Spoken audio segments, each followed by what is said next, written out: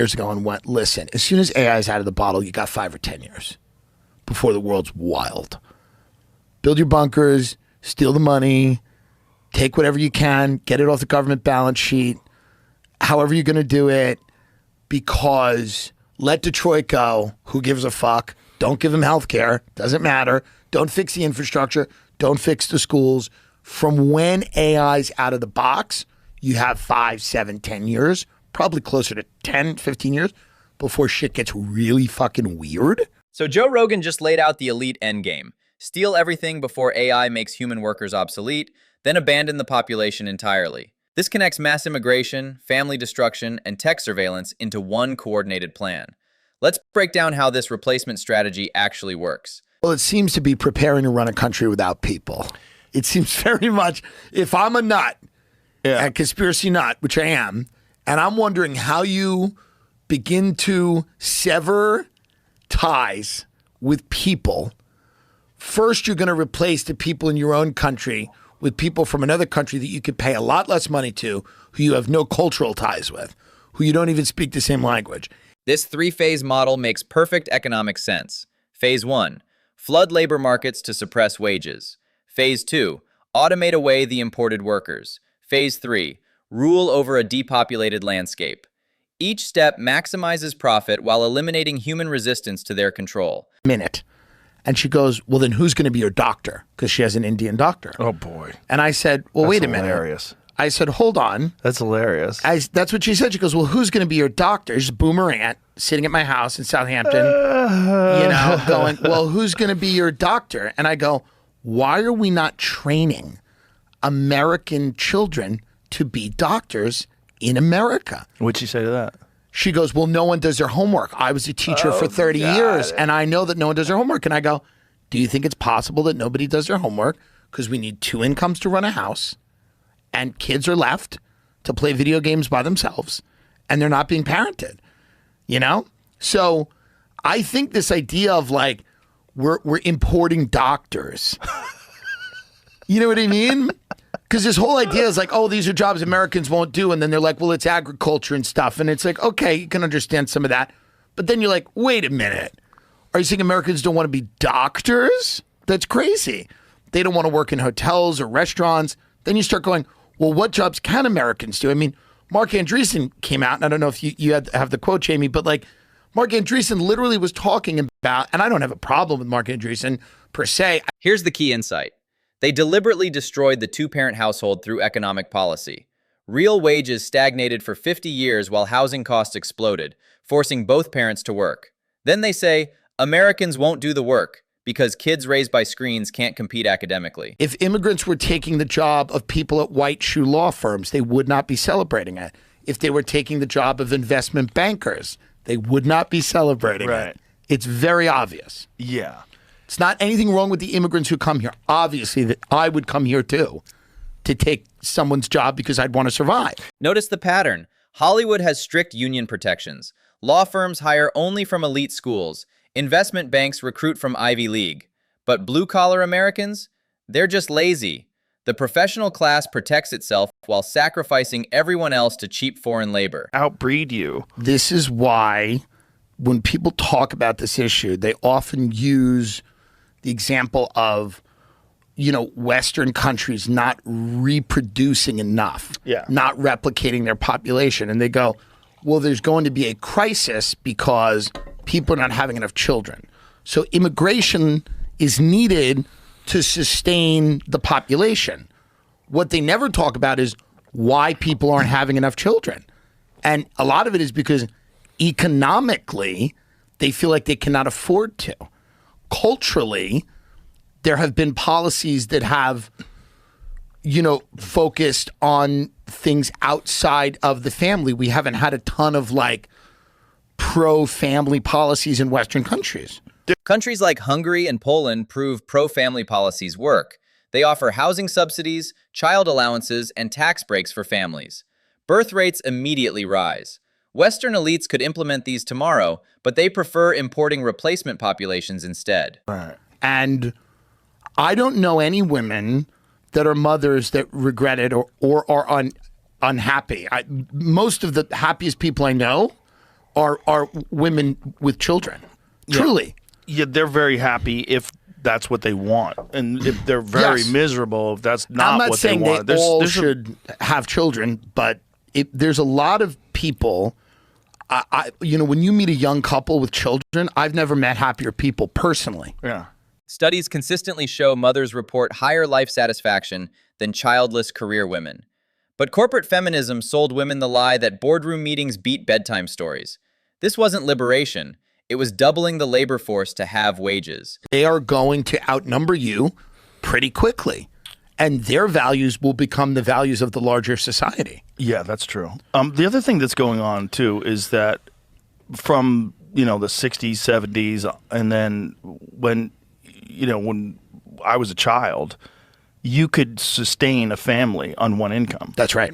Today, that's virtually impossible. If you're making $50,000 a year, $60,000, it's really hard. It's really hard to get by. Yeah.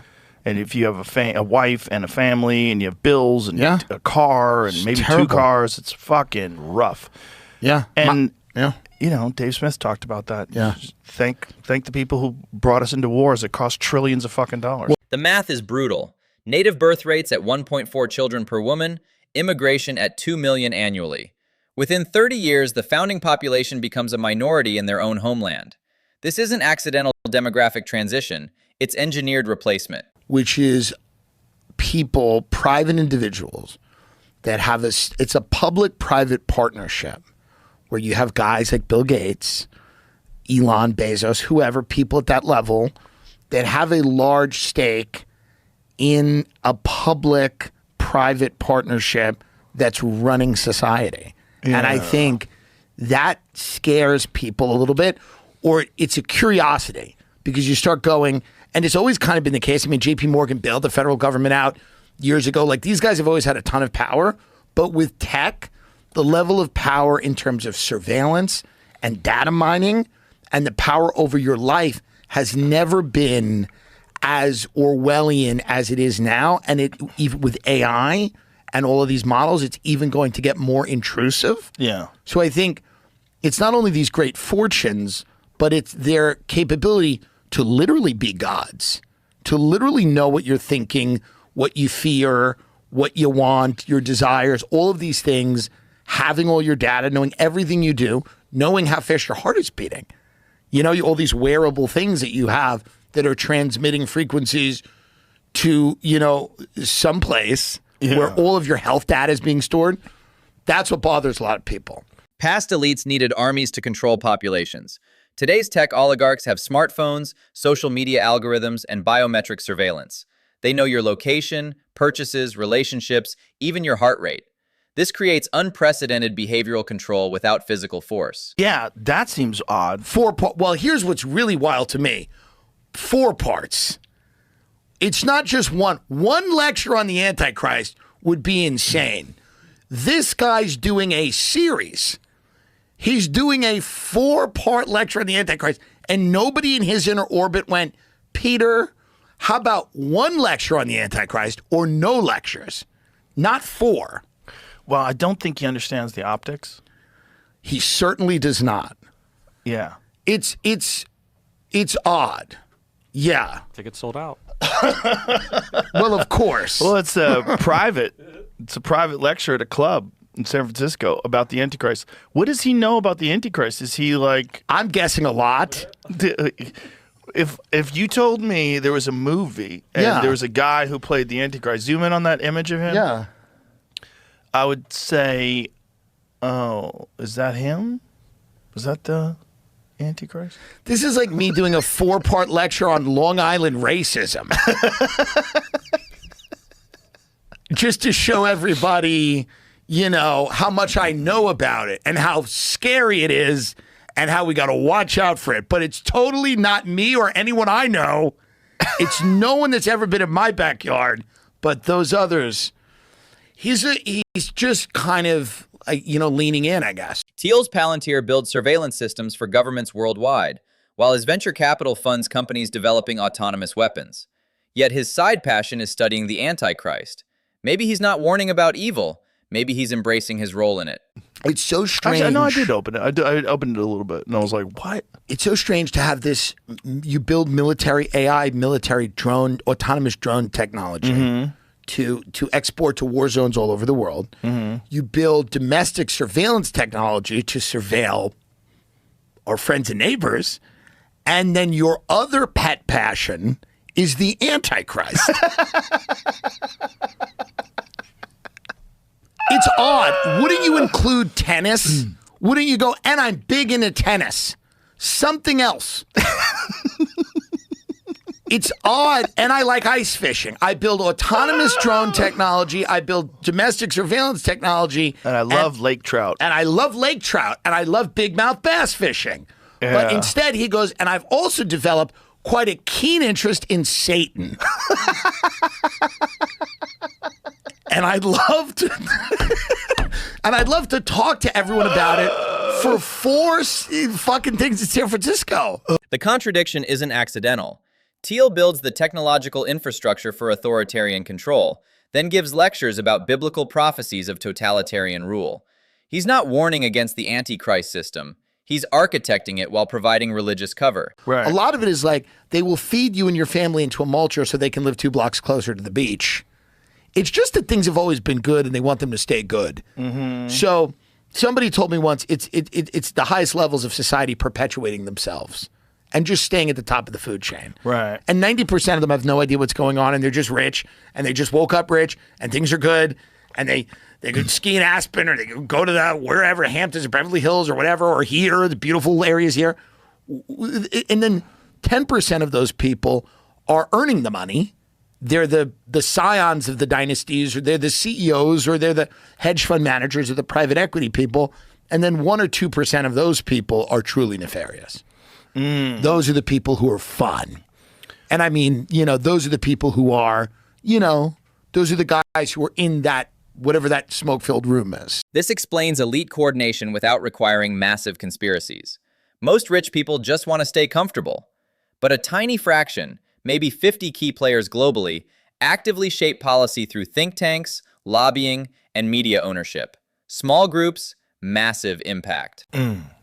That's a real interesting question, because all of these tech people talk like we won't. Really? Yeah, a lot so? What do they say?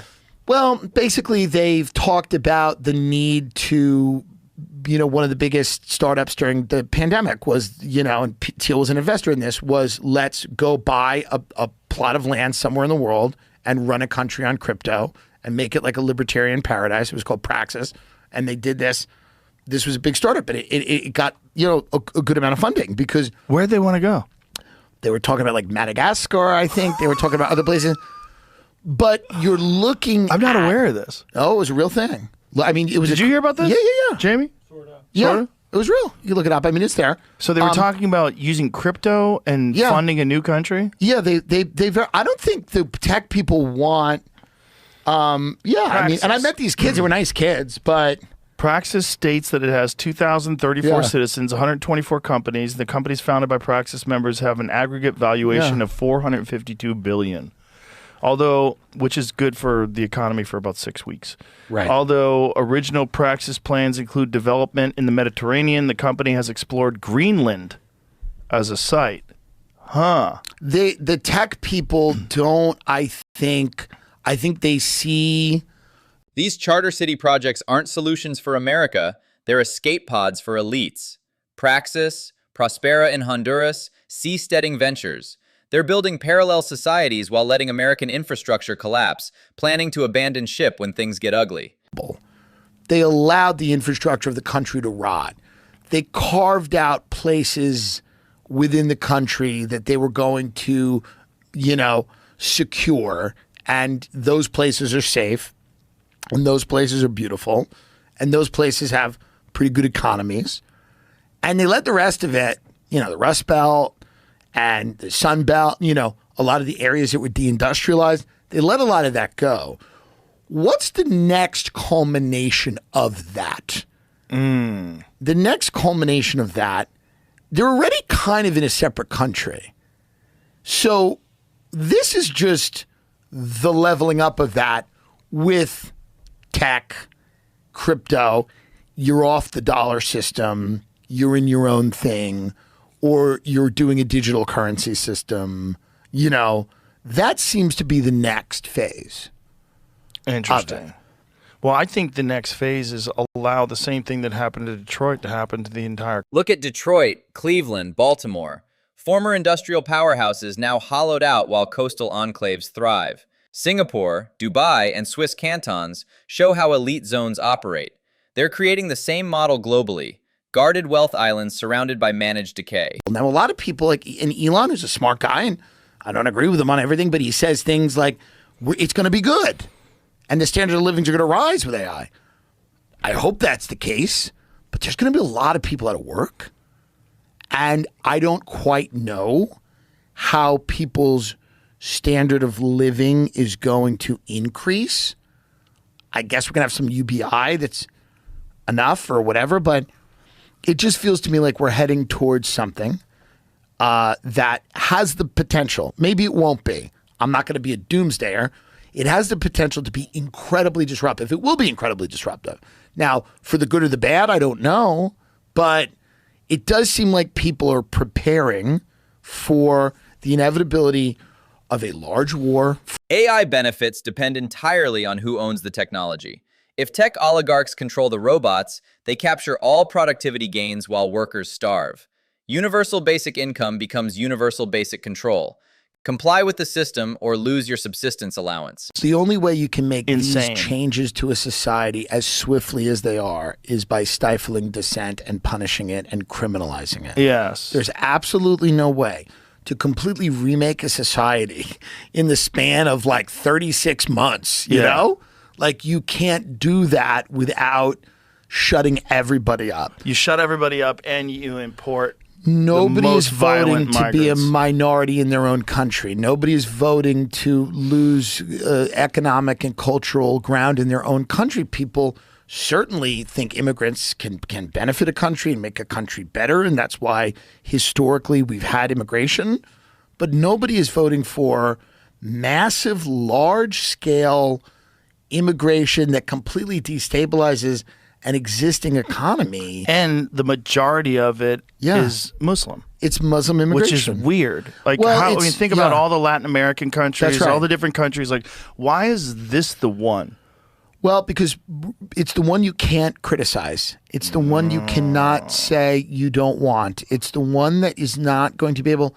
There are real conditions in the world that create refugees. Climate is one of them. Destabilizing wars are another one. So if you're all over the world destabilizing countries with, you know, war and covert operations and all of this stuff, and enriching a small circle of people, and all those refugees need a place to stay, you got to take them in, and you got to tell your people to shut the fuck up. They destabilize Libya, Syria, Iraq, Afghanistan, then demand we accept the refugees. NGOs funded by Soros and others coordinate the pipeline. Criticism gets labeled racist while working-class communities bear the costs. It's engineered guilt preventing democratic resistance. All of the energy now, for example, in the New York mayoral race, is about whether Jewish people feel safe with the Muslim mayor and whether the Muslim mayor feels that illegal immigrants are being treated nicely enough.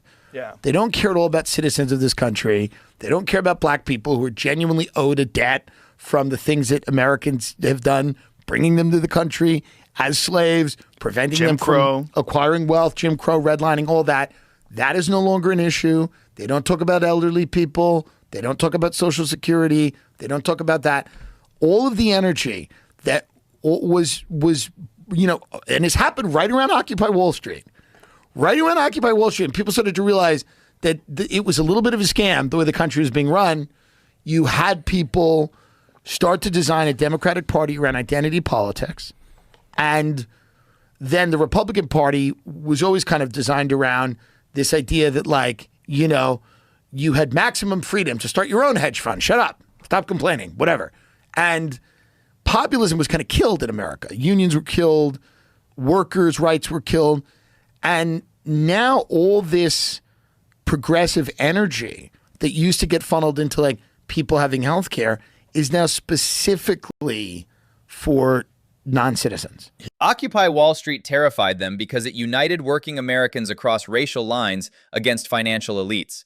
Within months, media pivoted to identity politics. Suddenly, every issue became about race, gender, sexuality, anything except class warfare against billionaires stealing everything.